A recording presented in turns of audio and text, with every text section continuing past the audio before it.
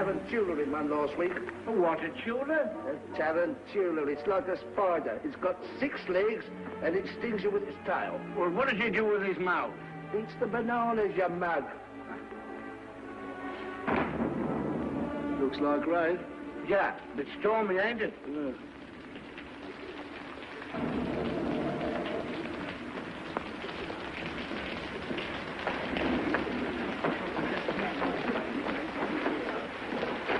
What can Freddie be doing all this time? He really ought to have got us a taxi by now. Taxi! Taxi!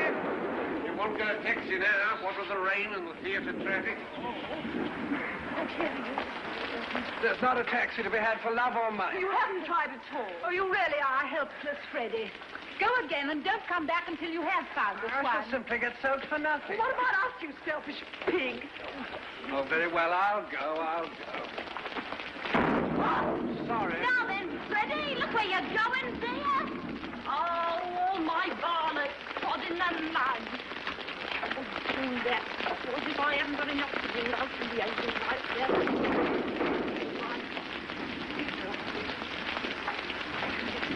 How do you know that my son's name is Freddie? Oh, he's your son, is he? Well, if you'd done your duty by him as a mother should, he'd no better than to spoil a poor girl's flowers and run away without paying. Well, here's a sixpence for you. Oh. Thank you kindly, lady. Now, will you tell me how you know the young man's name? I don't. But I heard you call him Freddie. Now, don't you try and deceive me. Yeah, who's trying to deceive you? I called him Freddie or Charlie. Same as you might yourself if you was talking to a stranger and wished to be pleasant. Come along, Mother. Sixpence thrown away.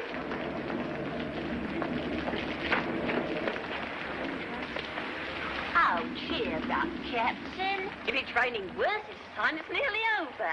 Come on, buy a flower off a poor girl. I'm sorry, I haven't any change. Go on, Captain. I can change you half a crown. No, don't be troublesome. There's a good girl. I haven't any change, really. Here's tuppence, if that's any use to you. That's it. Thank you, Captain.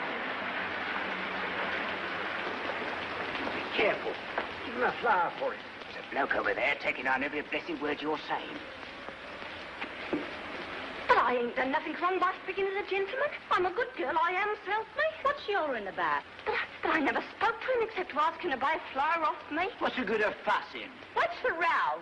What'd she do? There's a tech taking her down. Him over there. What do you want to take down what I said for?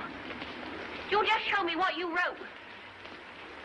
How do I know if you took me down right? What's that? That ain't proper writing. I can't read that. Cheer up, Captain. Buy a flower off a poor girl. Oh, it's because I called him Captain. Why not? Oh, but I meant no harm. Oh, sir. Oh, don't let him charge me. Oh, you don't know what it means to me. They'll take away my character and they'll drive me on the streets for speaking a gentleman. Charge? I make no charge.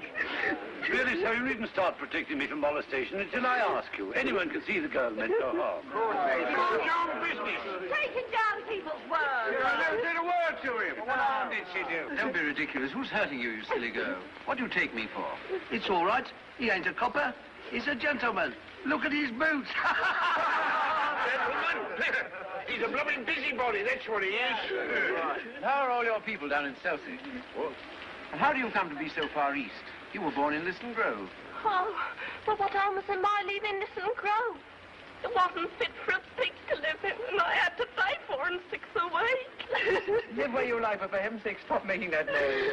Come, no one's going to harm you. You've a perfect right to live where you please. Brockman, for instance. I'm a good girl, I am. Here, do you know where I come from? Hoxton. Well, who said I didn't?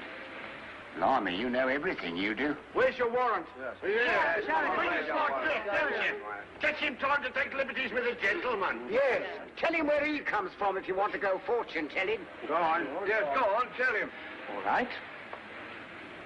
Cheltenham, Harrow, Cambridge, India. Right. Go on, yes, now. You no gentleman, he ain't to interfere with a full gel. What on earth can Freddie be doing? I shall get pneumonia if I stay in this draft any longer. Else call. Will you please keep your impertinent remarks to yourself? Did I say that out loud? I'm so sorry. Your mother's Epsom unmistakably. Oh, how very curious. You know, I was brought up in Large Lady Park near Epsom. That's a devil of a name, isn't it? Oh, excuse me. Are you looking for a cab? Don't you dare to speak to me. Oh, please, Clara. Yes, we should be so grateful to you if you could find us a cab. I don't know whether you've noticed it, but it stopped raining. Oh, so it has. Clara, we'll walk to a bus. A cab. Oh,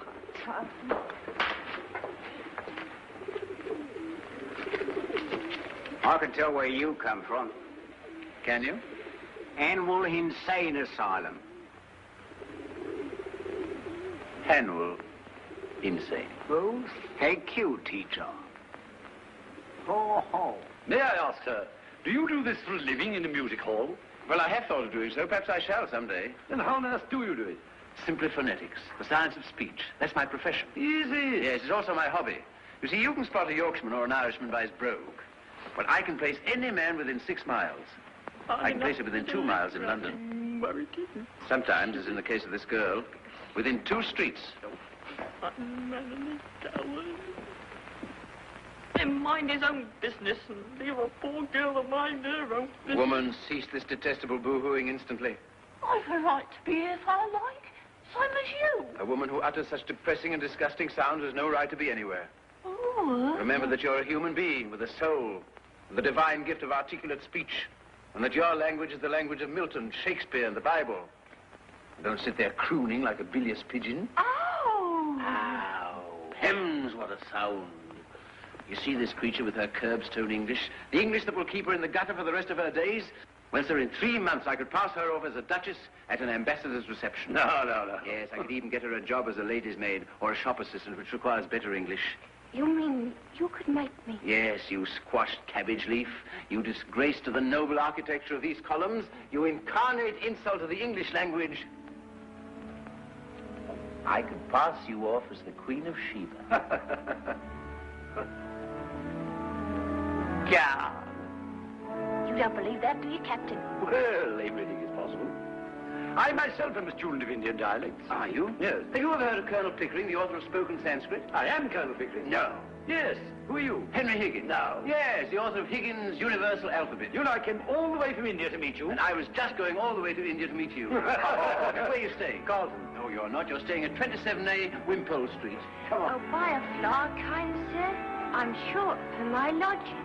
Oh, you liar. You just said you could change half a crown. You want to be stuffed with nails, you walk. Here, take the old blooming basket for 6pence.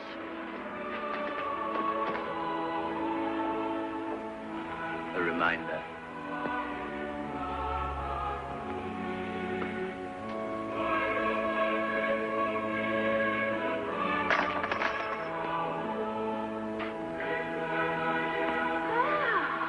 Come on, Pickering. This is a wonderful thing. It's marvelous.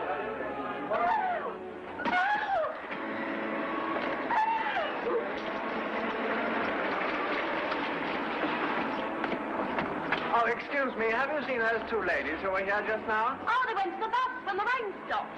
And left me with a cab on my hands. Oh, blah. Never mind, young man. I'm going home in a taxi. Here, wait a minute. 18 pence ain't no object to me, Charlie. Buckingham Palace and step on it. Not Freddie. Well, I'll be dashed. You're Buckingham Palace. How much, dearie? Cost you a bob. Yeah, you're a robber, you are. It's disgraceful. A bob for 2 minutes. Ever been in a taxi before? Hundreds and thousands of times. Impudence!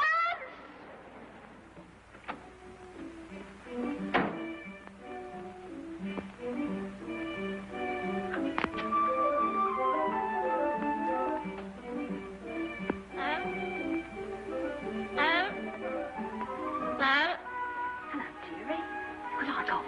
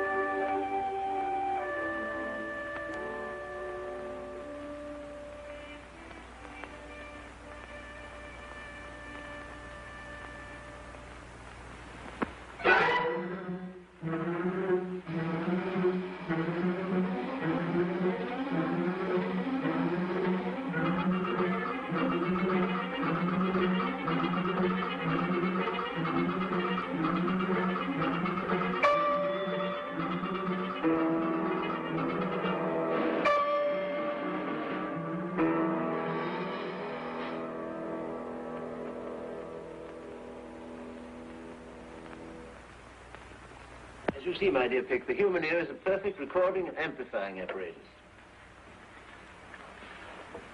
Well, tired of listening to sounds? Amazing. Do you know, I rather fancied myself because I could pronounce 24 distinct vowel sounds. Your 130 beat me. I can't hear any difference between most of them. Oh, it comes from practice, you know. Do you know, I rather fancied myself because I could pronounce 24 distinct vowel sounds. Good heavens, your 130 beat me. I can't hear any difference between most of them. Concealed microphone. For unsuspecting victims. What is it, Mrs. Pierce? Yes, a young woman wants to see you, sir. Young woman, what does she want? She says you'll be glad when you know what she's come about. She's a very common girl, sir. I'd have got rid of her only you see such queer people sometimes. All right. Has she an interesting accent? Just dreadful, sir. Good. Show her up at once.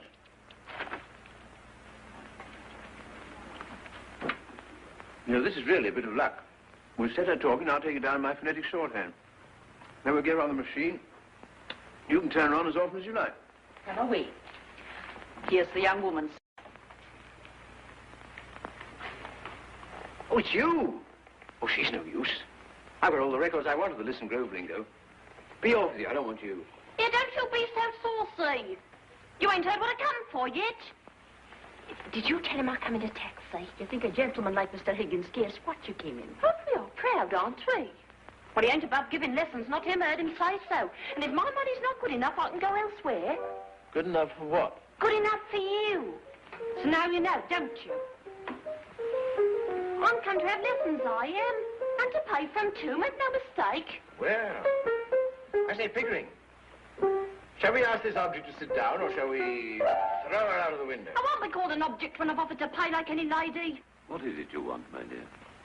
I want to be a lady in a flower shop, instead of selling in Piccadilly Circus. They won't take me unless I can talk more genteel.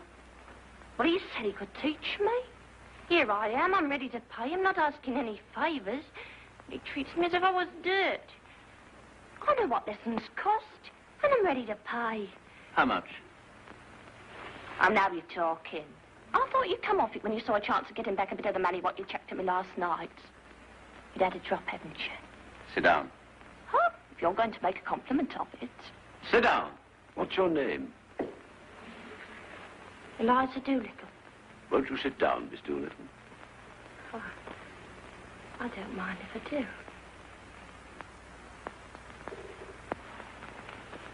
How much do you propose to pay me for the lessons? Oh, I know what's right. A lady friend of mine, she gets French lessons at 18 pence an hour from a real French gentleman. Well, you wouldn't have the nerve to ask the same for teaching me my own language as what you would for French. So I won't give you more than a shilling. Take it or leave it. I'll take it. You know, Pickering, a shilling to this girl's worth 60 or 70 pounds to a millionaire. It's handsome, it's enormous, it's the biggest offer I've ever had. 60 pounds? What are you talking about? I never offered you 60 pounds. Hold your tongue. Well, I ain't got 60 pounds. Miss Gerald, nobody's going to touch your money. Someone's going to touch you with a broomstick if you don't stop sniveling. Sit down, will you? Who her? Anyone would think he was my father. Higgins, I'm interested. What about that boast of yours that you could pass her off as a duchess at an ambassador's reception? Well, what about it? I'll say you're the greatest teacher alive if you make that good. I'll bet you all the expenses of the experiment you can't do it, and I'll pay for the lessons. Oh, you're real good. Come here. Oh, thank you, Captain. Come here, sit down. This is almost irresistible. She's so deliciously low. So horribly dirty. No, I ain't dirty. I washed my face and hands before I come, I did. I shall make a duchess of this draggle-tailed gutter snipe. Oh!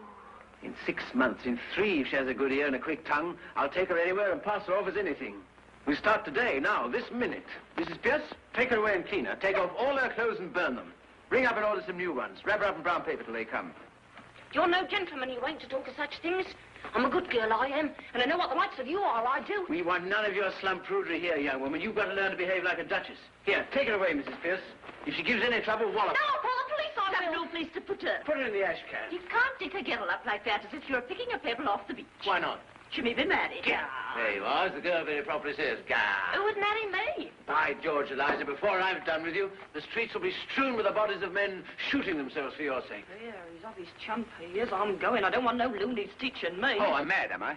Very well, Mrs. Pierce, don't order those things. Throw her out. Stop, Mr. Higgins. I won't allow it. Go home to your mother, girl. I ain't got no mother. There you are, she ain't got no mother. Very well, then the girl doesn't belong to anybody. She's any use to anybody but me. What's to become of her? Is she to be paid anything? Do be sensible, Mr. Higgins. Now, what on earth will she do with money? She'll get her food and her clothes. She'll only drink if you give her money. It's a lie. Nobody ever saw a sign of liquor on me. Doesn't it occur to you, Higgins, that the girl has some feelings? Oh, I don't think so. Have you, Eliza? I got my feelings the same as anyone else. See the difficulty, Pickering? What difficulty? To get her to talk grammar. I don't want to talk grammar. I want to talk like a lady. Will you please keep to the point, Mr. Higgins? What's to become of her when you've finished with her teaching? What's to become of her if we leave her in the gutter? That's her business, not yours, Mr. Higgins. Well, when we've finished with her, we throw her back in the gutter. You've no feeling art in you, you haven't. I'm going away. I've had enough of this. You ought to be ashamed of yourself. Here, Eliza. Eliza. Come here, Eliza. Here, Eliza.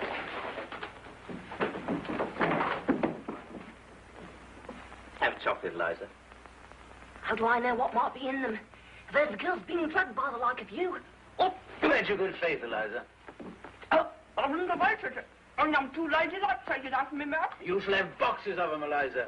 You shall live on them. Now listen to me, Eliza.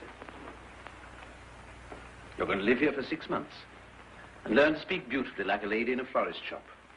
If you're good and do whatever you're told, you shall sleep in a proper bedroom, have lots to eat, money to buy chocolates and take rides in taxis. If you're naughty and idle, you shall sleep in the back kitchen among the black beetles and be walloped by Mrs. Pierce with a broomstick. At the end of 6 months, you shall go to Buckingham Palace in a carriage, beautifully dressed. If the king finds out you're not a lady, you will be taken by the guards to the Tower of London, where your head will be cut off as a warning to other presumptuous flower girls. But if you are not found out, you will receive a present of 7 and 6pence to start life with as a lady in a shop. If you refuse this offer, you will be a most ungrateful and wicked girl, and the angels will weep for you. Now are you satisfied, Pickering? Can I put it more fairly, Mrs. Pierce? Thunder off to the bathroom. You're a great bully, you are. And I won't stay here if I don't like it. I never asked to go to Buckingham Palace, I didn't. If I'd known what I was letting myself in for, I wouldn't have come here. I've always been a good girl. I am never... Oh, dirty. I washed my face and hands before I come, I did. I shall make a duchess of this draggle-tailed gutter snipe. Oh, no, turn natural. I've never had a bath in my life. Not what you call a proper one. Nonsense, Eliza. Don't you want to be sweet and clean and decent like a lady? You know you can't be a good girl inside if you're a dirty girl outside. Now, await your room and take off all your clothes. It's a license. Nonsense, girl. Don't you take off all your clothes every night before you go to your bed? No. Why should I? I'd catch me death. I'll take off my skirt. Eliza, now be a good child. No, go. No! At once and come back. If I knew what a terrible thing it was to be clean off, you couldn't come here. I didn't know when I was well off. It ain't decent.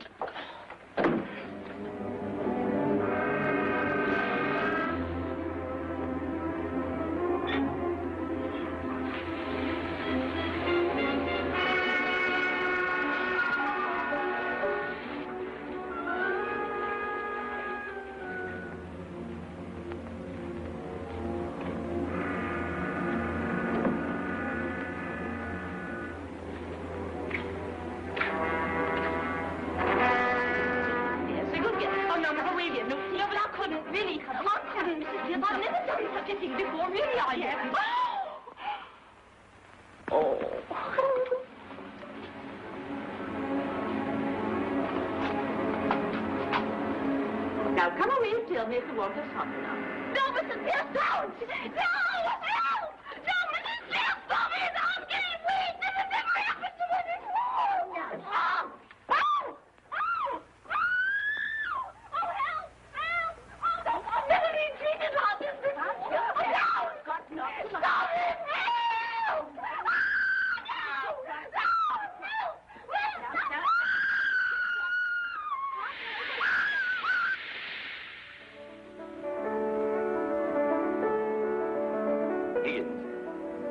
excuse a straight question, but are you a man of good character where women are concerned? Have you ever known a man of good character where women are concerned? Yes, very frequently. Well, I haven't. I find Breakfast is ready, sir. that the moment I let a woman make friends with me, she becomes jealous, exacting, and a confounded nuisance. So I'm a confirmed old bachelor and likely to remain one. Coffee? Thanks. You know what I mean. I hope it's understood that no advantage is to be taken of her position. What, that thing? Sacred, I assure you. I've taught scores of American millionaires to speak English. The best-looking women in the world. I'm seasoned. They might just as well be blocks of wood.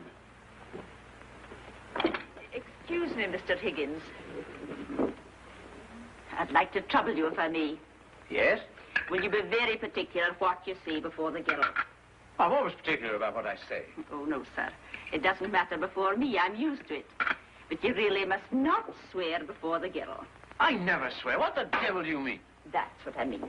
I don't mind your damning and your blasting, but there's a certain word I must ask you not to use. The girl used it in the bath because the water was too hot. It begins with the same letter as bath. I cannot charge myself with ever having uttered it. Except perhaps in moments of extreme and justifiable excitement. Only this morning, sir, you applied it to the boots, the butter, and to the brown bread. Oh, that, a mere alliteration natural to a poet. Is that all? No, sir. We'll have to be very particular with this girl as to her personal cleanliness. Yes, certainly, certainly. Most important. Might I ask you not to come down to breakfast in your dressing gown, or not to use it as a table napkin if you do, and will you please remember not to put the porridge saucepan onto the clean tablecloth. I hope you're not offended, sir. No, not at all. Not at all, Mrs. Pierce. Is that all? Oh, no, sir. I really don't think I can put the girl back into these. Might she wear one of those Chinese garments you brought back from abroad? Certainly, certainly. What the devil's that? Oh, don't burn that. We'll keep that as a souvenir.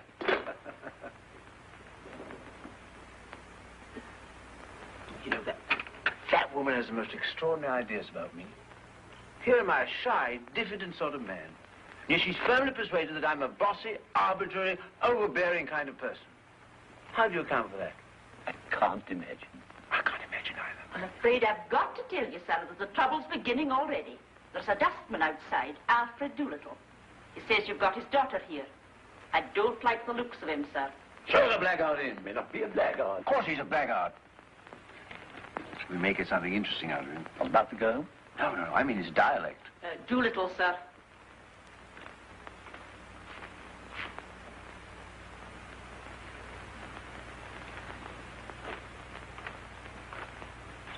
Professor Higgins? Here, good morning. Sit down. Morning, Governor. I come about a very serious matter, Governor. Brought up in Hounslow, Mother Welsh, I should imagine. What do you want, Doolittle? I want my daughter. That's what I want. Well, of course you do. I'm glad to see you have some spark of family feeling left. Your daughter's upstairs. Here, take it away at once. What? Now, look here, Governor. Is this reasonable? Is it fair to take? The girl belongs to me. You've got her. Where do I come in? How dare you come here and try to blackmail me? You sent her here on purpose. No. This is a plot, a plant, an attempt to extort money by threats. I shall telephone the police. Have I asked you for a brass bargain? I'll leave it to the gentleman here. Have I said a word about money? What else did you come for? But I'll tell you if you don't let me get a word in. I'm willing to tell you. I'm wanting to tell you. I'm waiting to tell you. You know, Pickering, this fellow has a certain natural gift of rhetoric. Observe the rhythm of his native wood notes wild. I'm willing to tell you. I'm wanting to tell you. I'm waiting to tell you. The Welsh strain in him. How do you know the girl's here if you didn't send her? Well, she sent back for her luggage, Governor, and I heard about it. Luggage? What luggage? There was a musical instrument, a few pictures, a trifle of jewelry, and a bird cage. She said she didn't want no clothes. Well, what was I to think from that? I ask you as a parent, what was I to think? So you came to rescue her from worse than death? Yes, that's right, just so. Mrs. Pierce, This is Eliza's father. He has come to rescue her from worse than death.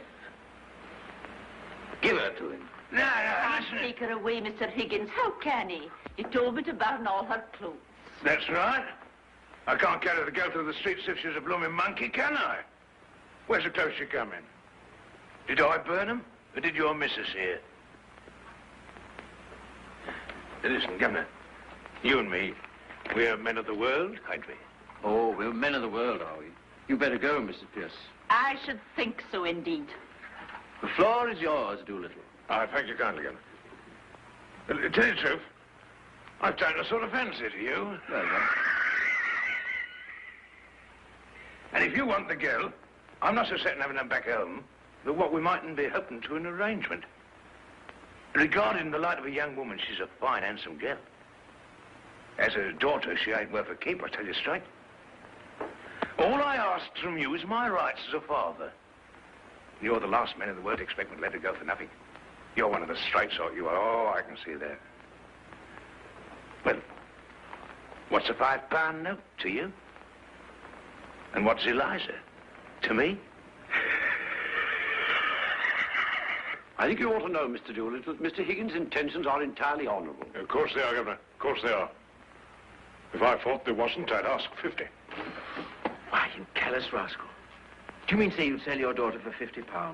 No, not in a general sort of way, I wouldn't. But to oblige a gentleman like you, I'd do a good deal, I do assure you. Oh, have you no morals, man? I can't afford them, Governor. Well, neither could you if you was as poor as me. I don't mean no harm. But if Eliza's going to have a bit out of this, well, why not me, too? It's a matter of morals, you know. It's a positive crime to give this chap a farthing. But I do feel there's a sort of rough justice in his claim. That's right, Governor. That's all I say. It's a father's art, as it were. Well, I know the feeling, yet it hardly seems right. No, don't look at it that way, Governor. What am I, Governor's Murph? I ask you, what am I? Well, what are you? I'm one of the undeserving poor. That's what I am. Well, think what that means to a man. It means he's up against middle-class morality all the time. If there's anything going, I puts in for a bit of it. It's always the same story. You're undeserving, so you can't have any. And yet my needs is as great as the most deserving widows that ever got money out of 6 different charities in 1 week for the death of the same husband. I don't need less than the deserving man, I need more. I don't eat less hearty than he does. And I drink a lot more. So I puts it to you as two gentlemen, don't play that game on me. I'm playing straight with you. I ain't pretending to be deserving, I'm undeserving. I mean to go on being undeserving, I likes it. Sit down, Doolittle.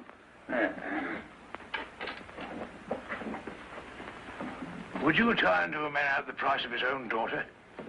What he's brought up, he's fed, he's clothed by the sweat of his brow, until she grow big enough to be interesting to you two gentlemen? Is £5 unreasonable? I puts it to you, I leaves it to you. Pickering. Here. Shall we give him a £5? He'll make bad use of it, I'm afraid. No, swelp me, Governor, don't be afraid. I shan't save it. Spare it to live idle on it. There won't be a penny of it left for Monday. Just one good spree for myself and the missus. This is irresistible. Come on, let's give him 10. No, thank you kindly, Governor. £10 a lot of money. Makes a man feel prudent like. And then goodbye to happiness. Just give me what I ask, Governor. Not a penny more, not a penny less. You sure you won't take 10? No, not now, Governor. Come on. No, another time, perhaps. Thank you kindly, Governor. Thank you, Governor's Both. Pardon, miss. John, don't you know your own daughter? Blimey, it's Eliza. I never thought she'd clean up so good looking. She's a credit to me, ain't she, Governor? She'll soon pick up your free and easy ways. Yeah, I'm a good girl, I am. And I won't pick up no free and easy ways. Eliza, if you say again you're a good girl, your father shall take you home. You don't know my father. All he come here for was to touch you for some money to get drunk on. Well, what else would I want money for? Put in the plate in church, I suppose. Don't you give me none of your lip. Don't let me hear you giving any of these gentlemen either. You'll hear from me about it. See? Have you any further advice to give her, Doolittle, before you go? Your blessing, for instance? No, Governor, not me. I'm not such a mug as to put up my kids to all I know myself. If you want Eliza's mind improved, Governor, do it yourself. With a strap. Well, so long, gentlemen.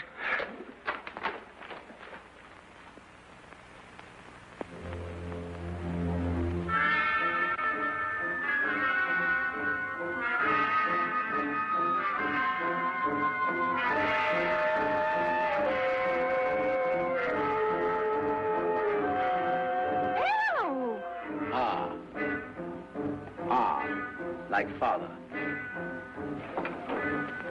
E. As in machine.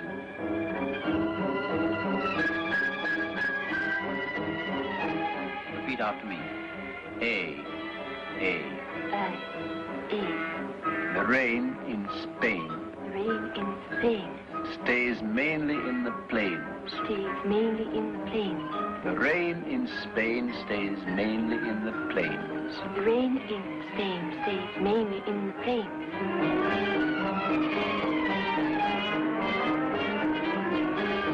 Now, Eliza, you see these three marbles? I want you to put them in your mouth. Yes, 1, 2, 3. Now, don't be alarmed, it's just an exercise. Now then, repeat slowly after me. The shallow depression in the west of these islands is likely to move slowly in a westerly direction. The shallow depression in the west of these islands is likely to move. Look. Yum, I've swallowed one. Don't worry, we have plenty more. The shallow depression in the west of these islands is likely to move slowly in a more easterly direction. Hampshire, Hereford, Harford. Hampshire, Hereford, go, lummy chums. So it will, Eliza, every time you say correctly. Now then, try once again. In Hampshire, Hereford, and Harford, hurricanes hardly ever happen. In Hampshire, Hereford, Hartford, hurricanes hardly ever happen. Hardly ever happen. Hardly ever happen. Oh.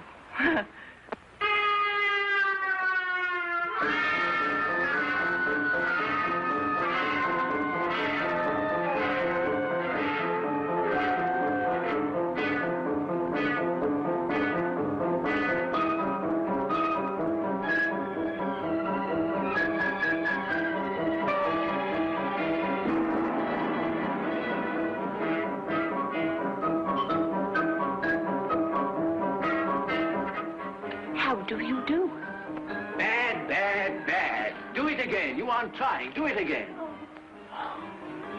That's not good, Eliza. It's not bad. Now's the time to try her out on somebody. Well, I know. My mother. Henry. Hello, dear. What are you doing here today? This is my at-home day. You promised not to come. Oh, bother.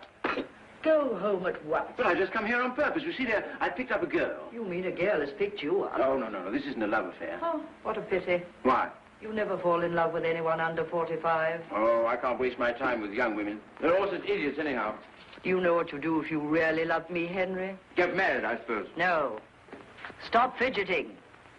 And take your hands out of your pockets. Ah. Don't sit on that table. You'll break it. Come and tell me about the girl. Look here, she's coming to see you this afternoon. Really? I don't remember asking her. No, you didn't, and you wouldn't have if you'd known her. Indeed? Why? She's just a common flower girl. I picked her up in Covent Garden. You've asked her here? Oh, don't worry. I've taught her to speak properly. She'll stick to 2 subjects only, the weather and everybody's health. All that. Oh, that's a blessing anyway. Well, it is, and it isn't. Now, what do you mean by that? You see, dear, I've got her pronunciation all right, but you've got to consider not only how the girl pronounces, but what she pronounces. Mrs. and Miss Ainsford Hill, Mr. Ainsford Hill. Oh, heavens. So good of you to come. Dear. Freddie. How do you do? You know my son. Oh, my son Henry. Miss Hill. Delighted. Mrs. Hill. Enchanted. Mr. Hill. Thank you. Your celebrated son.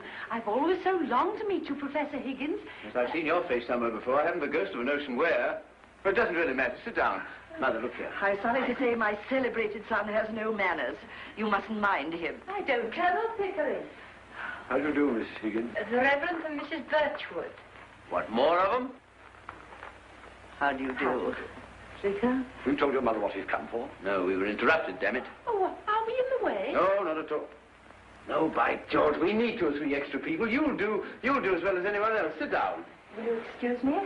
Colonel Pickering. Henry? I say, what are you doing in my hat? Colonel Pickering, I must know. What is the exact position in Wilfrid Street? Is this gal a servant? If not, what is she? Major and Mrs. Rawcroft. My dear Mrs. Higgins, I really must tell you, the whole thing is extraordinary. It's... My dear, this is the most absorbing experiment I've ever tackled. Yes, this girl regularly fills our lives, doesn't she, Pete? Yes, you're almost talking, Eliza. Teaching Eliza. Dressing Eliza. What? She has the most amazingly quick ear you ever heard of. Yes, just like a parrot. My dear Mrs. Higgins, I assure you that girl is a genius. She plays the piano perfectly. I've taught her European dialects, continental dialects, African dialects, with its facial grams, they are alive. Done in 6 months ago. She's never as if she's done them all her life. You see? Oh, yes. It's quite clear to me. Doolittle.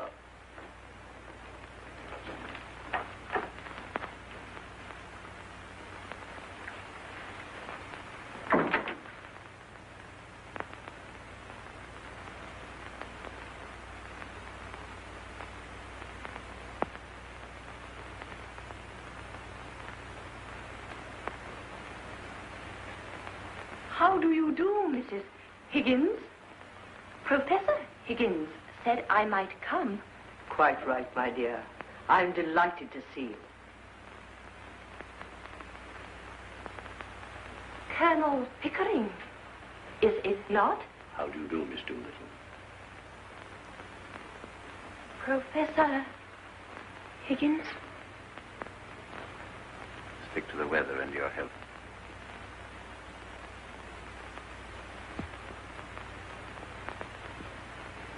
Mrs. Hill, Miss Doolittle. I feel sure we've met before, Miss Doolittle. I remember your eyes. How do you do? By George, yes, it all comes back. Daughter, Cotton Clara, garden. how do you do? What a confounded thing. My son, Freddie. Oh, how do you do? How do you do? I'm sure I've had the pleasure somewhere.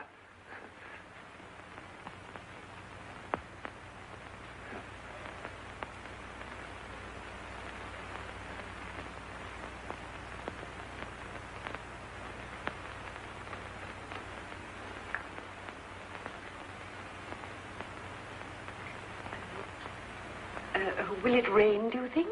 The rain in Spain, they say, stays mainly in the plains. They say. How true, Miss Doolittle. But in... Hampshire, Hereford, and Hartford, hurricanes hardly ever happen. Do they? Hardly ever, Miss Doolittle. How awfully funny. What is wrong with that, young man? I bet I got it right. Killing. Oh, excuse me.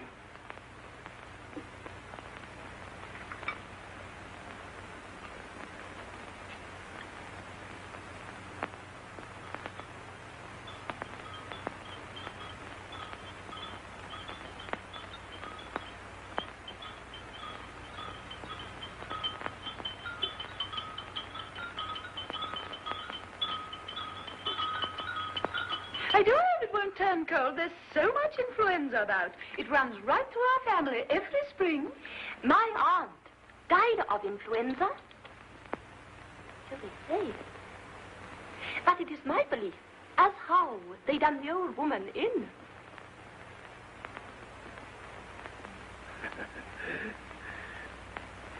Done her in? Yes, Lord love you. Why should she die of influenza when she come through diphtheria right enough the year before? Perhaps it wasn't diphtheria. You see, Vicar... Oh, but I saw her with my own eyes. Very blue with it she was. They all thought she was dead. But my father, he kept ladling gin down her throat till she come to so sudden that she bit the bowl off the spoon. Dear me! Now, what call would a woman with that strength in her have to die of influenza? Ah. And what become of her new straw hat that should have come to me? Well, what? Somebody pinched it. And what I says is, them what pinched it, done her in. Done her in? Could you tell me? No, just the new slang, Vicar.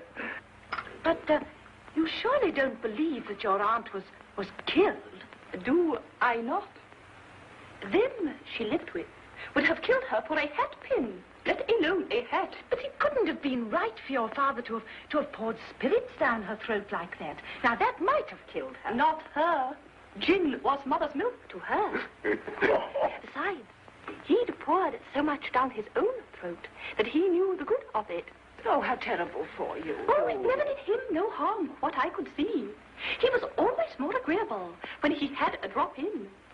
When he was out of work, my mother used to give him a 2 and a kick and tell him to go out and not come home until he drunk himself cheerful and loving like. Charming. There's lots of women has to make their husbands drunk to make them fit to live with. Yeah. What are you sniggering at? The new slang. You do it so awfully well. If I was doing it proper, what was you laughing at? I said anything I oughtn't? No, not a thing, Miss Doolittle, no. Well, that's a mercy anyhow. What I always says is...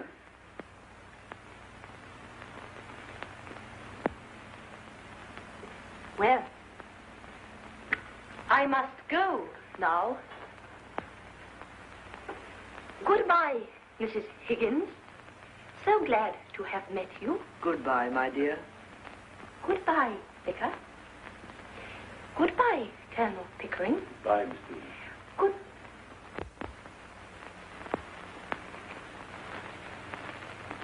Goodbye, all.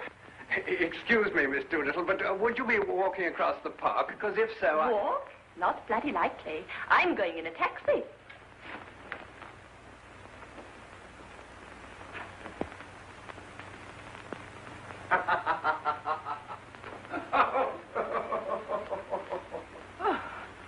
Oh, it's no use. I shall never be able to bring myself to use that word. Oh, don't. It isn't compulsory, you know.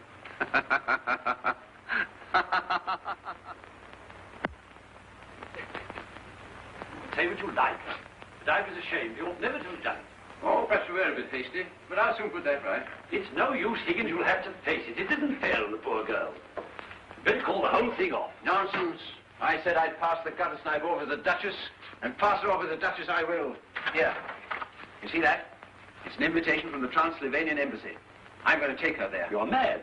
I tell you, Pig, that girl can do anything. Eliza! Eliza! Stop sniveling, girl. Eliza, shall I give you another chance? Will you work? Good. No, no, no. Do it again. I'll try. No, no, no. I told you 500 times. You drive me mad, girl. Come, Higgins, be reasonable. Once more. No. Oh, I'm Mr. Freddie Hill to see Miss Doolittle. I'll inquire, sir. Thanks. Throw him out. Now listen, Eliza. She's engaged. Miss Doolittle.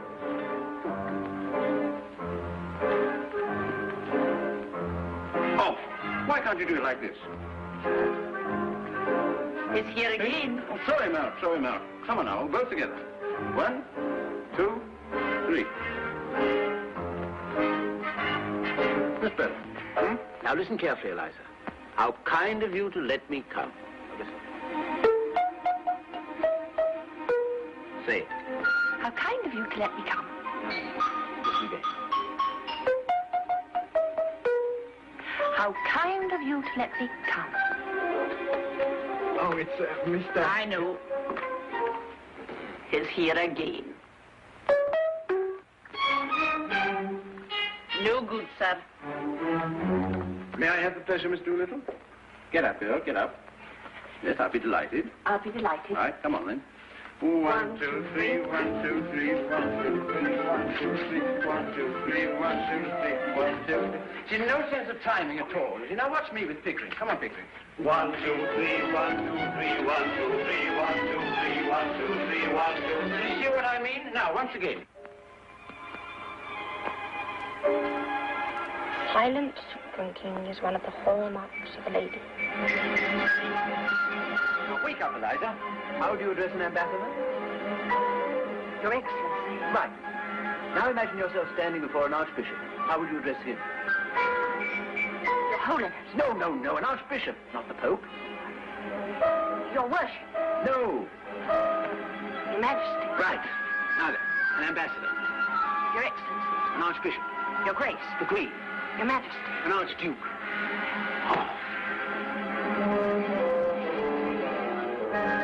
It's 3 o'clock, Mr. Higgins. Is that all?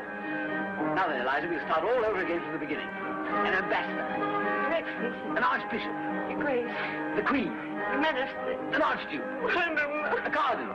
Your Reverence. Come on, I Eliza. don't know. It's 4:30, Mr. Higgins. We'll now start the whole thing over from the beginning. Oh, I can't. Look here, if I can do it with a splitting headache, you can do it. No, but I've got a headache. I can't. Here, well, take this. Now then, an ambassador. Oh, His Excellency. Come, Higgins, be reasonable. I'm always reasonable. Now then, Pickering, the time has come. Send for dressmakers, hairdressers, makeup artists, manicurists, and all the rest of the parasites. Did you ever see the like? Ah, I have it. Camellia. There. Today? No. A little spray of flowers. No.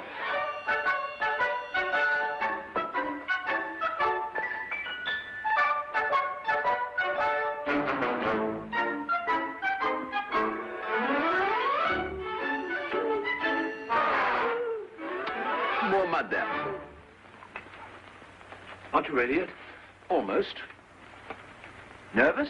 Yes, very, aren't you? No, not a bit of it.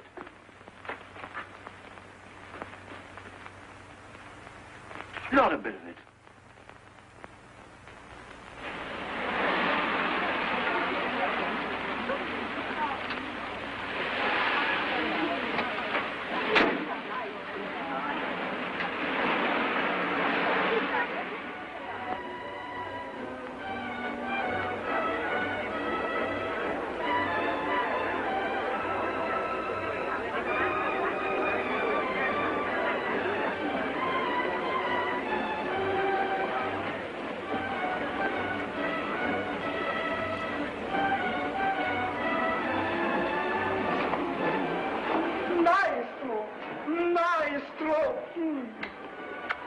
You remember me?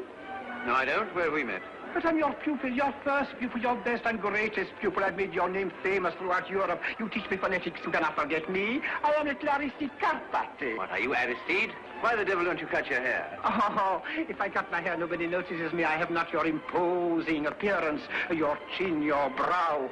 Well, tell me, what are you doing here among all these swells? I am indispensable at these international parties. You can place a man anywhere in London the moment he opens his mouth. I can place a man anywhere in Europe. Excuse me, sir. I want it upstairs. Her Excellency cannot understand the Greek gentleman. Oh, indeed. I'll come at once. This Greek diplomat who pretends he cannot speak or understand English. He cannot deceive me. À tout à l'heure, mon vieux. Is that Carpati fellow really an expert? My best pupil. But heaven help the master who's judged by his disciples. But if we beat you, Eliza, we're done. Don't let's bother about the bits. Let's go home. Oh, rubbish. That idiot.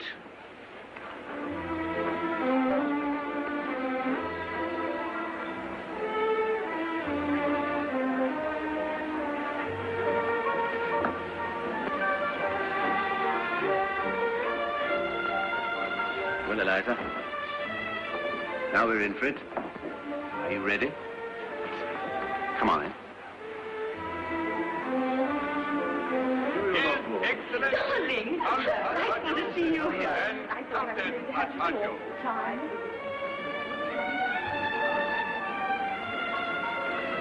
That fellow found us about Eliza. He'll blackmail us. Let him try.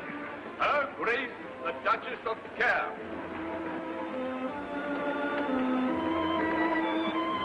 Admiral Sir Charles Brown Halby. Miss Elizabeth Doolittle, Colonel Pickering, Professor Higgins,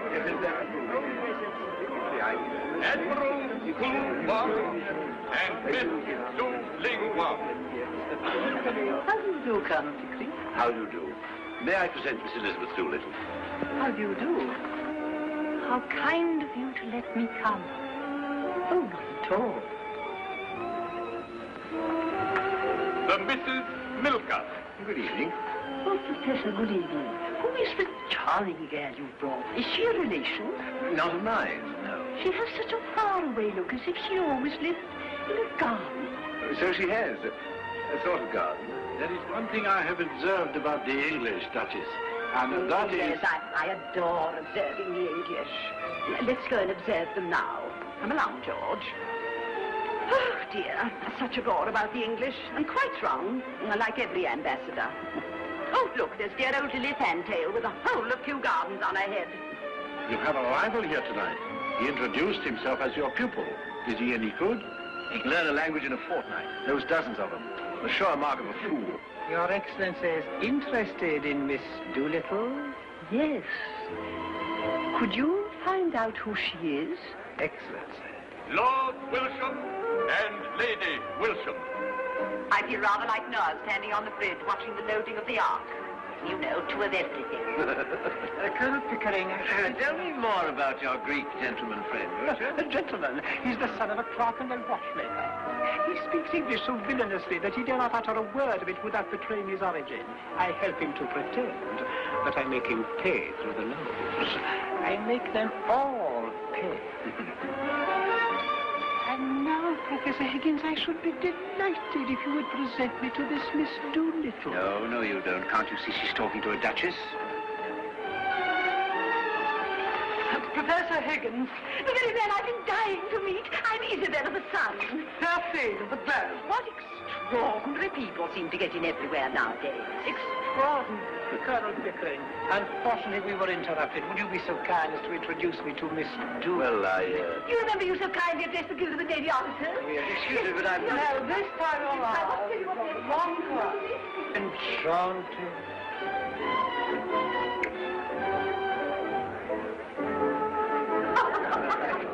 I don't believe it's true.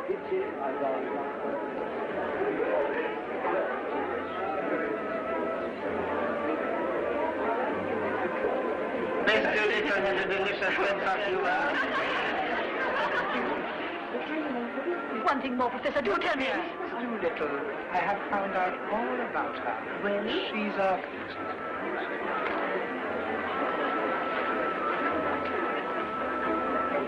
Well, now, go on. I say, Pickering, you know what's happened.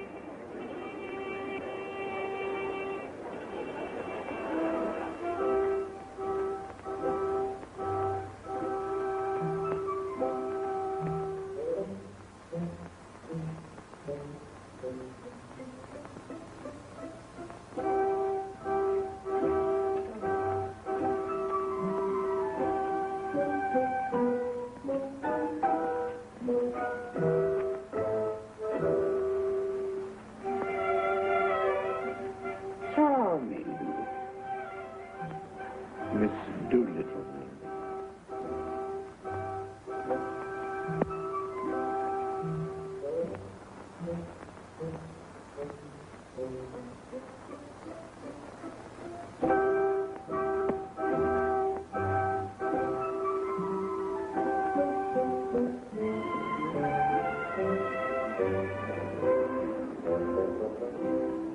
My dear fellow, I hope you don't think I reduced that Carpathy chap to Eliza to win my bid. Nonsense, but the game's all up, Pickering. He's found out all about her.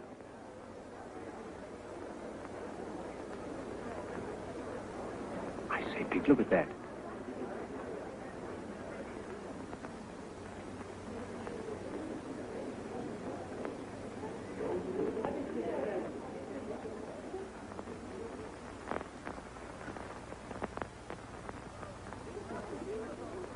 is she?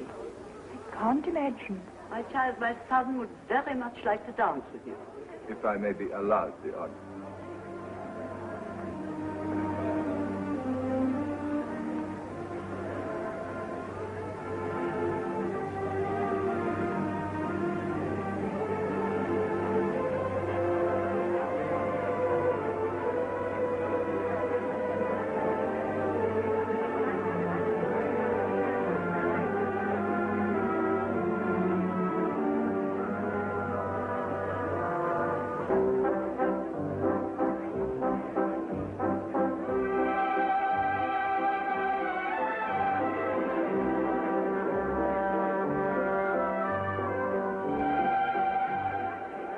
Gives the game away to the ambassadors, there'll be the deuce of a row. I wouldn't miss it for worlds. Excuse me.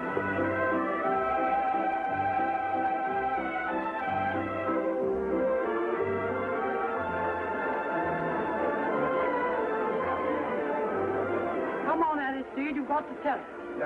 Yes, tell us all you know about this Miss Doolittle.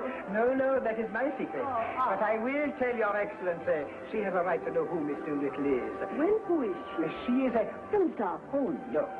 She's a fraud. A fraud? Oh, no. Yes, she cannot deceive me. Her name cannot be Doolittle. Why? Because Doolittle is an English name, and she is not English. Oh. But she speaks it perfectly. Too perfectly. Can you show me any Englishwoman who speaks English as it should be spoken? There is no such thing. The English do not know how to speak their own language. Only foreigners who have been taught to speak it well. Yes, there's something in that. But if she's not English, what is she? Hungarian. Hungarian? Yes, Hungarian and of royal blood. I am Hungarian. My blood is royal. Did you speak to her in Hungarian? I did. She was very clever. She said, please speak to me in English. I do not understand French. French! She pretended not to know the difference between Hungarian and French. Nonsense, she knows both. And the blood royal. How did you find that out? Instinct, maestro. Instinct only. The Hungarian, the Magyar race can produce that air of the divine right, those high cheekbones, those resolute eyes. She is a princess.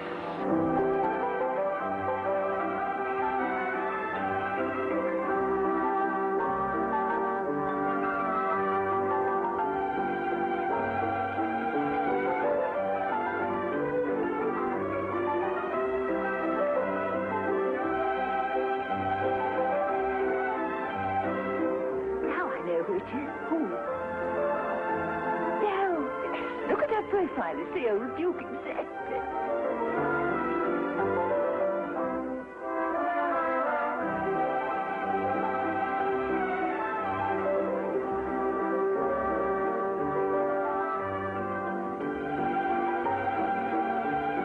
What do you say, Professor? I say an ordinary cockney girl out of the gutter.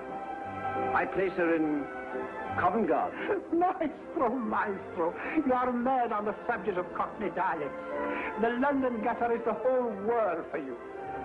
This girl is undoubtedly a princess? Have it your own way, Maestro. Have it your own way.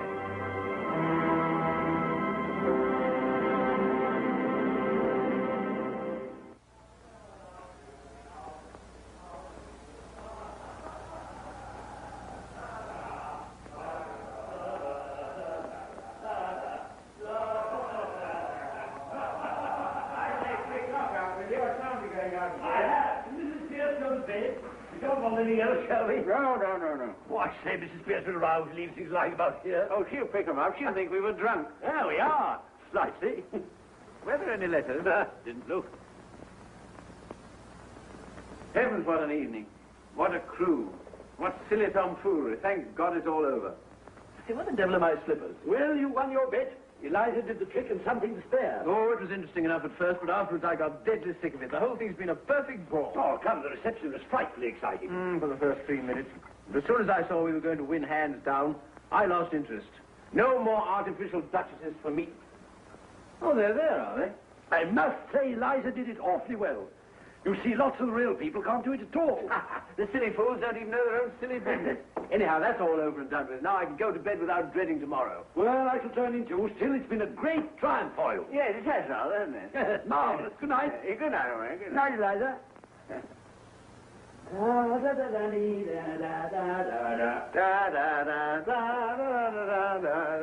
Put out the lights, Eliza. Tell Mrs. Pierce not to bring me coffee in the morning. I'll take tea.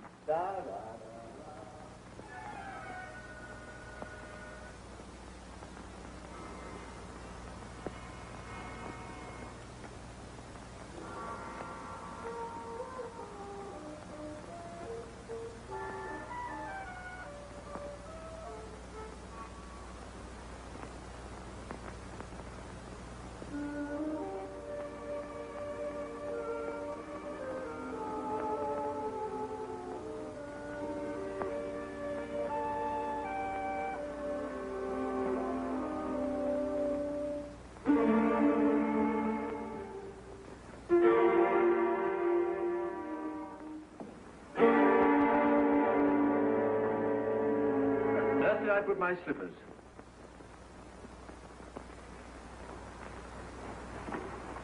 There are your slippers, and there! Take your slippers! And may you never have a day's luck with them.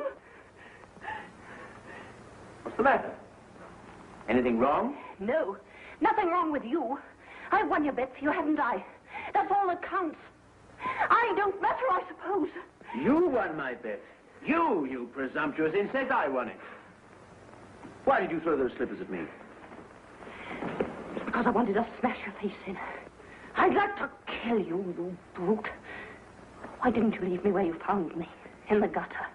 You thank God it's all over and that you can throw me back again there now, do you? Well. The creature is nervous after all. Would you? Don't you dare show your temper to me. Sit down and be quiet. What's to become of me? What's to become of me? How the devil do I know what's to become of you? What's it matter what becomes of you? You don't care. I know you don't care. You wouldn't care if I was dead. I'm nothing to you, not so much as them slippers. Those slippers. Those slippers. Anything made any difference now? May I ask whether you complain of your treatment here? No. Has anyone behaved badly to you? Colonel Pickering, Mrs. Pierce, any of the servants? No. I presume you don't pretend that I've treated you badly. Ah, well, I'm glad to hear that, anyway. Probably you're tired after the strain of the day. Here. Have a chocolate. No. No? No. Thank you. Well, it's all over now. Nothing more to worry about. No. Nothing more for you to worry about.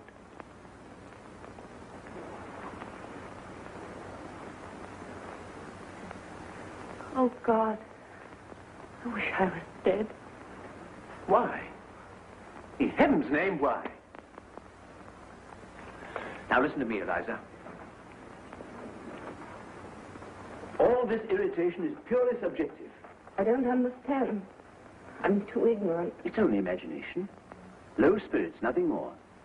Nobody's trying to hurt you, nothing's wrong. Now, you go to bed like a good girl and sleep it off. Have a little cry and say your prayers, and that'll make you comfortable. I heard your prayers. Thank God it's all over. Well, don't you thank God it's all over? Now you're free, you can do what you like. What am I fit for? What have you left me fit for? Where am I to go? What am I to do? What's to become of me? Oh, so that's what's worrying you, is it? Oh, you'll settle down somewhere or other? But I hadn't quite realized that you were going away.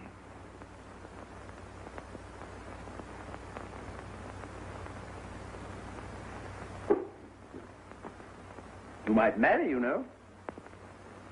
You're not bad looking. It's quite a pleasure to look at you sometimes. Of course, now you've been crying. You look as ugly as the very devil, but when you're quite all right and yourself, you're what I should call attractive. That is to people in the marrying line, you understand. Now you go to bed, have a good night's rest. Get up in the morning and look at yourself in the glass. And you won't feel so cheap. I dare say my mother could find some chap or other who'll do very well. We were above that in Covent Garden. What do you mean? I sold flowers. I didn't sell myself.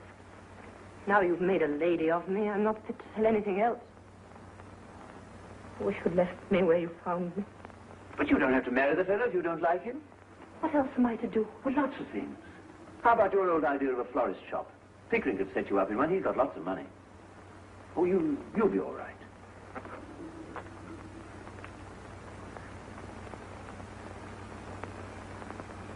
I must clear off to bed. I'm devilish sleepy.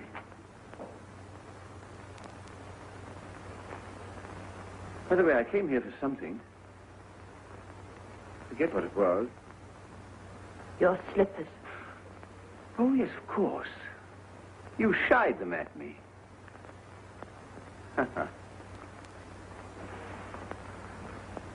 Before you go, sir. Eh? Do my clothes belong to me or to Colonel Pickering? What the devil use should they be to Pickering? You might want them for the next girl you pick up to experiment on.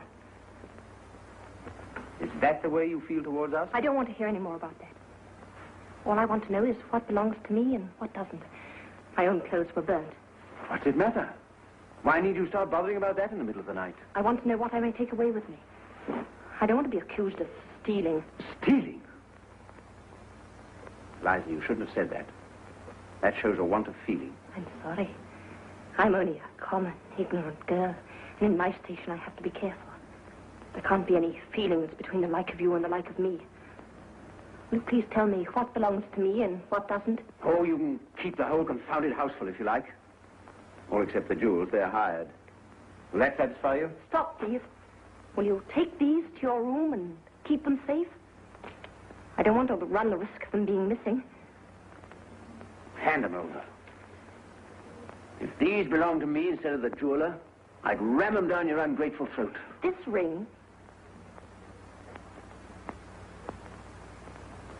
It isn't the jeweler's. It's the one you bought me in Brighton. I don't want it now. Don't you hit me. Hit you, you infamous creature. How dare you accuse me of such a thing? It's you who have hit me. You've wounded me to the heart. I'm glad. Glad. I've got a little of my own back anyhow. You've caused me to lose my temper. A thing that's hardly ever happened to me before. I prefer to say nothing more tonight. I shall go to bed.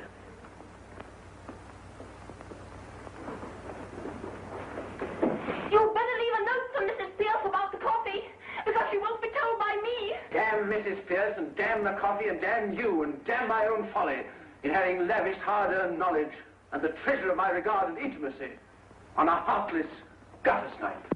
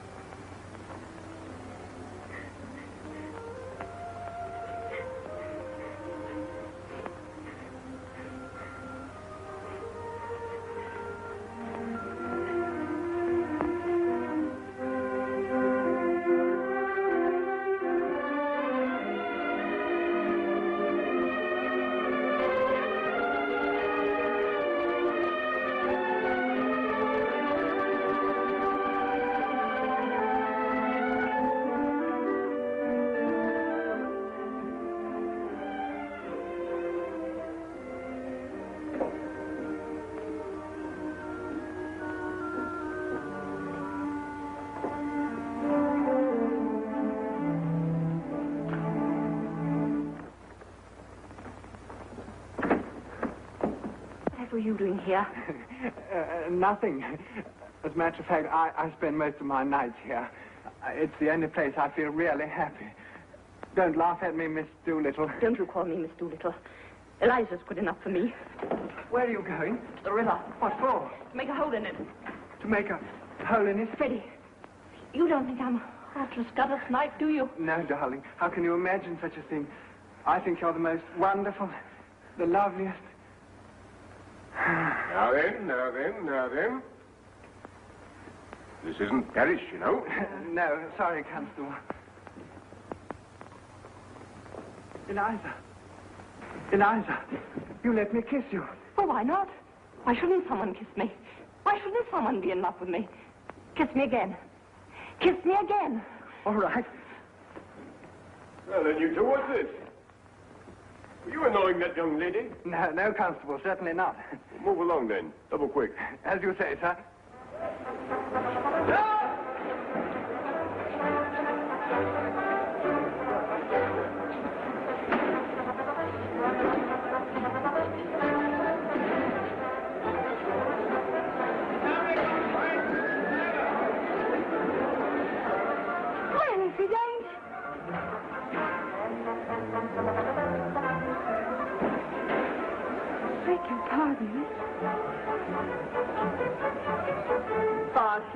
Poor girl.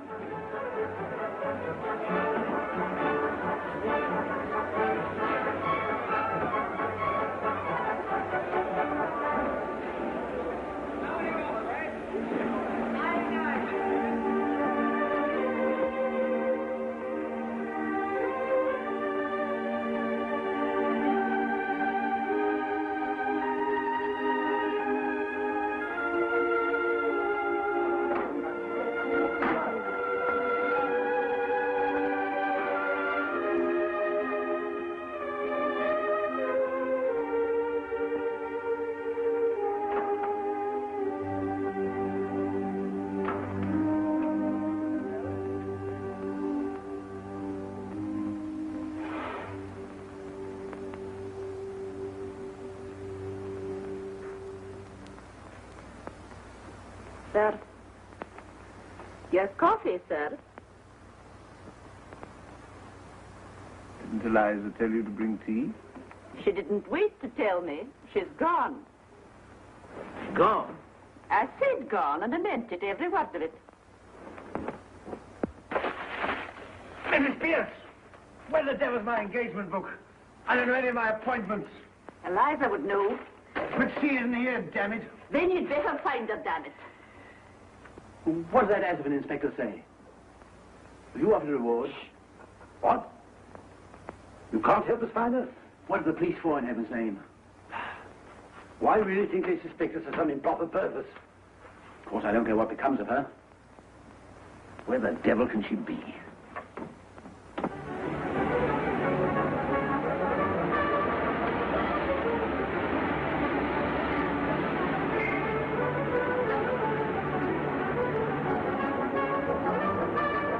Have you seen Eliza Doolittle?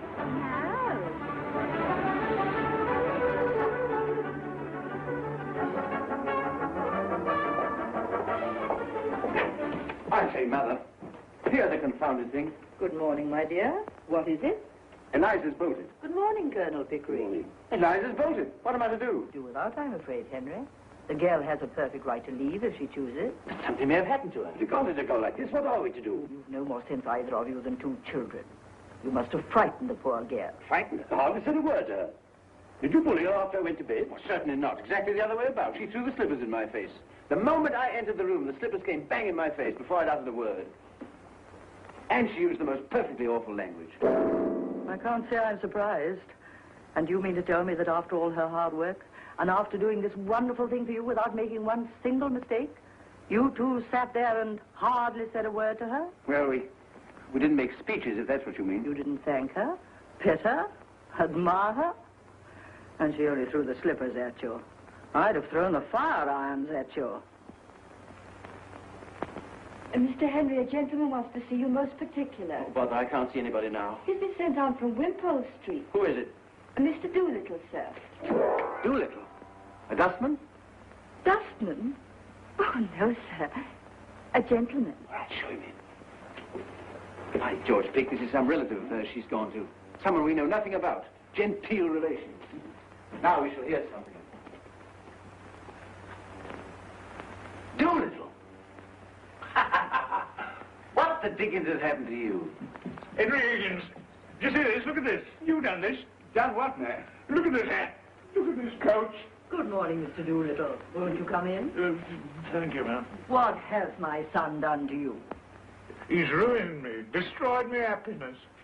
tied me up and delivered me into the hands of middle-class morality. You're raving, you're drunk, you're mad. I gave you £5. After that, I had 2 conversations with you at £0.50 an hour, and you've even seen you since. Oh, mad am I? Drunk am I? Tell me this. Did you or did you not write your own blighter in America to say the most original moralist at present in England was Alfred Doolittle, a common garbage man? But Ezra D. Wonderfellow Jr.? Oh, I remember making some silly joke of the kind. Oh, you might well call it a silly joke. It's put the lid on me right enough. Just give him the chance he was looking for. To show Americans isn't like us. That they recognize and respect merit in whatever class of life, however humble.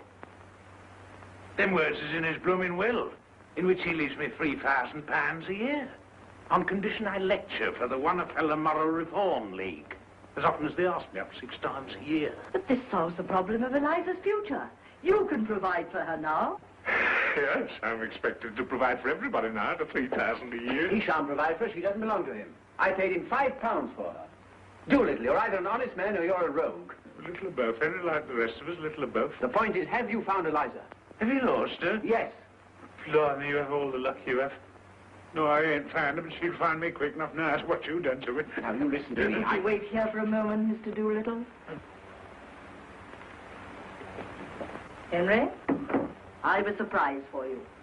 Do you really want to know where Eliza is? Yes, where is she? She says she's willing to meet you on friendly terms. And let bygones be bygones. Is she, by God? Pickering, where is she?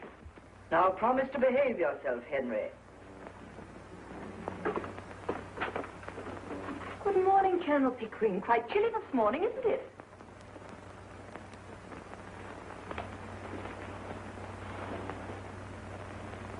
Oh, how do you do, Professor Higgins? Are you quite well? But of course you are. You're never ill. Won't you sit down, Colonel Pickering? Don't you dare try this game on with me. Get up and come home and don't be a fool. Very nicely put indeed, Henry. No woman could resist such an invitation. Let her speak for herself. There isn't an idea that I haven't put into her head. I tell you, I've created this thing out of squashed cabbage leaves in Covent Garden. Now she pretends to play the fine lady with me. Will you drop me altogether now the experiment is over, Colonel Pickering? Oh, you mustn't think of it as an experiment. Oh, I'm only a squashed cabbage leaf.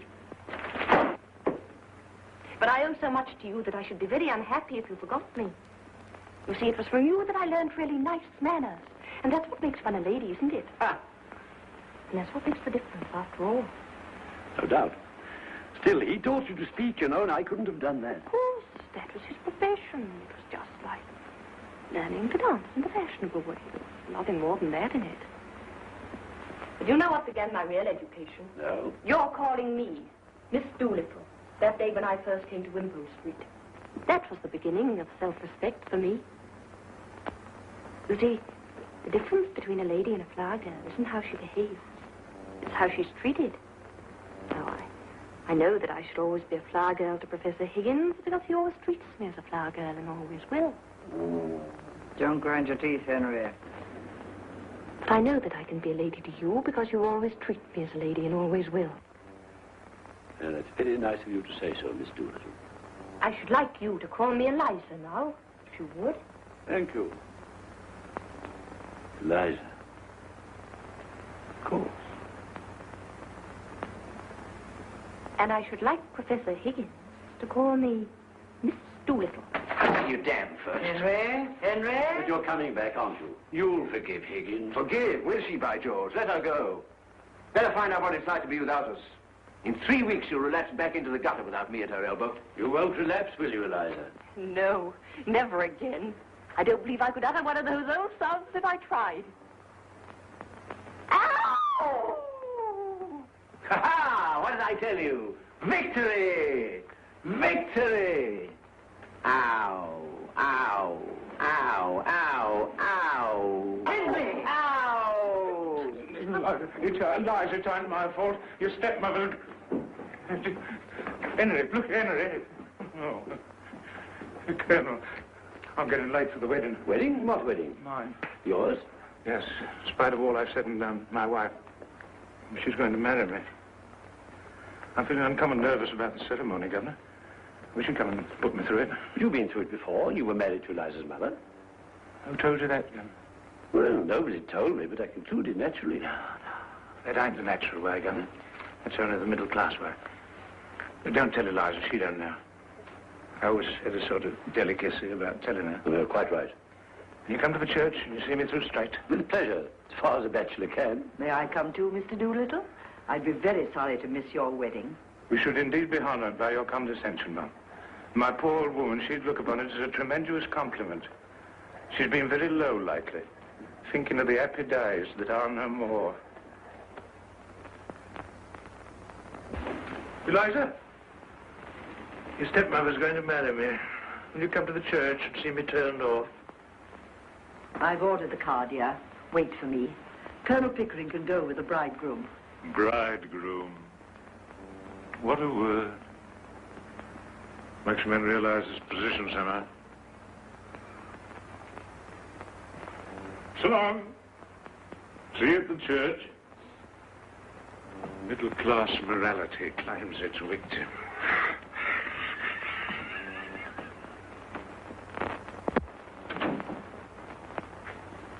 Eliza.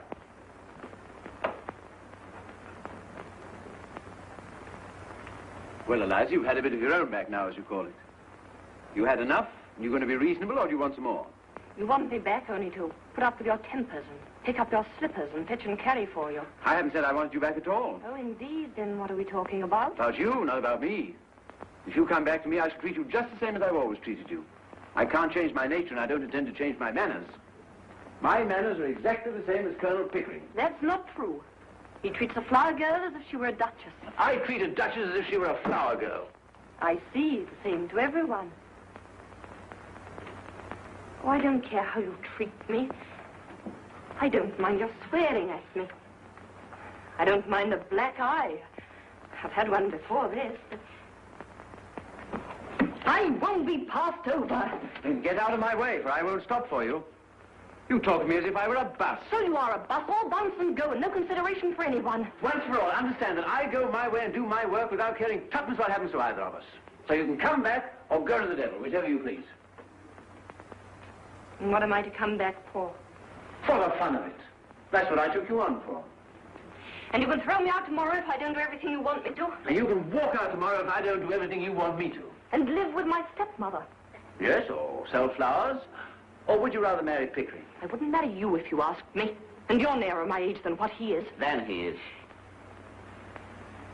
I'll speak as I like. You're not my teacher now.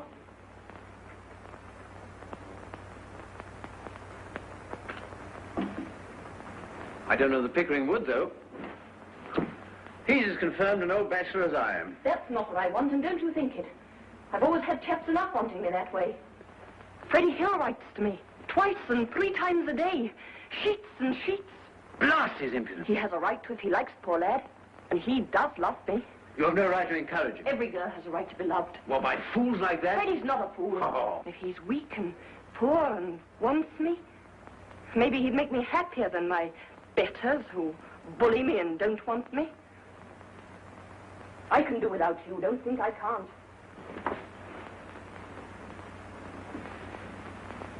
You've never asked, I suppose, whether I could do without you.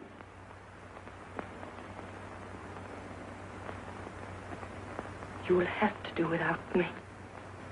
I can do without anybody. I have my own soul, my own spark of divine fire. But I shall miss you, Eliza. I confess that humbly and gratefully. I've become accustomed to your voice and appearance.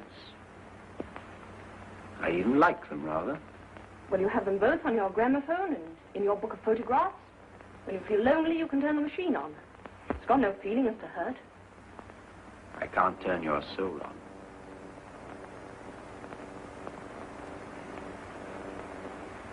Oh, you're a devil. You can twist the heart in a girl as easily as some can twist her arms to hurt her. I want a little kindness. I know I'm only a common, ignorant girl, but I'm not dirt under your feet.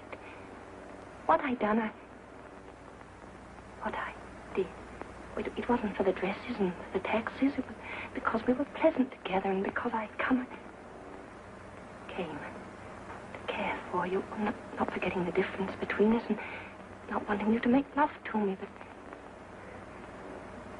well, more friendly like. Of course, Eliza. That's exactly how I feel. And how Pickering feels. Eliza, you're a fool. That's not a proper answer to give me. If you can't stand the coldness of my sort of life and the strain of it, go back to the gutter. Oh, it's a fine life, the life of the gutter. It's real, it's warm, it's violent. Not like science, and literature, and classical music, and philosophy, and art. You find me cold, unfeeling, selfish, don't you? Very well, then marry some sentimental hog or other, with a thick pair of lips to kiss you with, and a thick pair of boots to kick you with. If you can't appreciate what you've got, you better get what you can appreciate. I won't care for anyone who doesn't care for me. Oh, Eliza, you're an idiot. I waste the treasures of my Miltonic mind by spreading them before you. Oh, I can't talk to you. You turn everything against me. You know very well that I can't go back to the gutter, as you call it, and that I've no real friends in the world but you and the Colonel. You think I must go back to Wimpole Street because I've nowhere to go but Father's. But don't you be too sure that you have me under your feet to be bullied and talked down. I'll marry Freddie, I will, as soon as I'm able to support him. What, that young fool? You shall marry an ambassador. You shall marry the Viceroy of India. I won't have my masterpiece thrown away on Freddie. You think I'd like you to say that, but I haven't forgotten what you said a minute ago. If I can't have kindness, I'll have independence. Independence? That's middle-class blasphemy. We're all of us dependent one on another, every soul on earth. I'll let you see whether I'm dependent on you. If you can preach, I can teach. I'll go and be a teacher. Oh, what do you teach in heaven's name? What you taught me, I'll teach phonetics. I'll offer myself as an assistant to Professor Carpati. What, that humbug? That imposter, that toadying ignoramus? You take one step in his direction, I'll wring your neck, you hear? Wring away! What do I care? I knew you'd strike me one day. Oh. Now I know how to deal with you. Oh, what a fool I was not to think of it before. That's done you, Henry Higgins, it has, and I don't give that for your bullying and your fine talk. When I think of myself crawling under your feet and being trampled on and talked down, when all the time I'd only to lift my finger to be as good as you are, oh, I could just kick myself. By George, Eliza, I said I'd make a woman of you, and I have. I like you like this. Yes, you make up to me now that I'm not afraid of you and I can do without you. Of course I do, you little fool. 5 minutes ago, you were a millstone round my neck. Now you're a tower of strength, a consort battleship. Goodbye, Professor Higgins.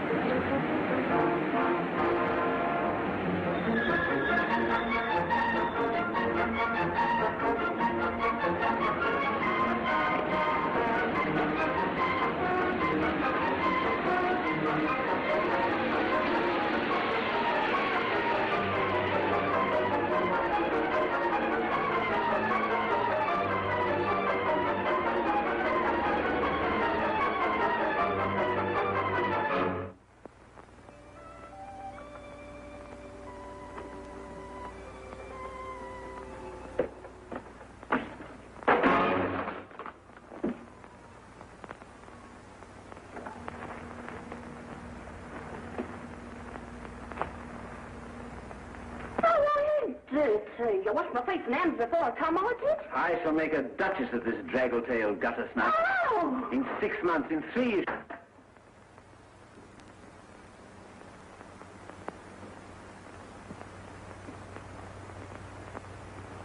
I washed my face and hands before I came. I did.